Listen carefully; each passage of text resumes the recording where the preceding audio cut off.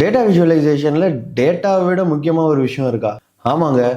Data விஷுவலைசேஷனில் உங்கள் data அதை நீங்கள் புரிஞ்சுக்கிறது, அதை பேஸ் பண்ணி மெட்ரிக்ஸ் அண்ட் இன்சைட்ஸ் வச்சு டேட்டா விஷுவலைசேஷன் டேஷ்போர்ட்ஸ் டிசைன் பண்ணுறதெல்லாம் தாண்டி முக்கியமான ஒரு விஷயம் இருக்குது. அதுதான் ஆடியன்ஸ். ஸோ நீங்கள் டேட்டா விஷுவலைசேஷன் டேஷ்போர்ட்ஸ் பில்ட் பண்ணும்போது யாருக்காக அதை பில்டு பண்ணுறீங்களோ அவங்கள மனசில் வச்சுக்கிட்டு அவங்களுக்கு ஏற்ற மாதிரி அந்த டேஷ்போர்டை பில்டு பண்ணணும். புரிகிற மாதிரி சொல்லணும்னா, சக்திமானுங்கிறது ஒரு சூப்பர் ஹீரோ சீரியல் தான். அது இந்தியன் ஆடியன்ஸ்க்கு, அதுவும் கிட்ஸுக்கு டார்கெட் பண்ணி பண்ணப்பட்டது.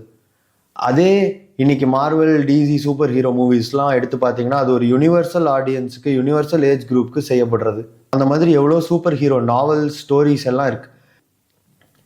எல்லா சூப்பர் ஹீரோ ஸ்டோரிஸ்லேயும் ஒரு சூப்பர் ஹீரோ இருப்பார், நிறைய வில்லன்கள் இருப்பாங்க. அவங்களெல்லாம் அடிச்சுட்டு பீப்புளை காப்பாற்றுறது தான் ஸ்டோரியாக இருந்தாலும், அந்த ஸ்டோரி எந்த கண்ட்ரியில் எந்த ஆடியன்ஸுக்கு சர்வ் பண்ண போதோ அதுக்கேற்ற மாதிரி அந்த ஸ்டோரியை டிசைன் பண்ணியிருப்பாங்க.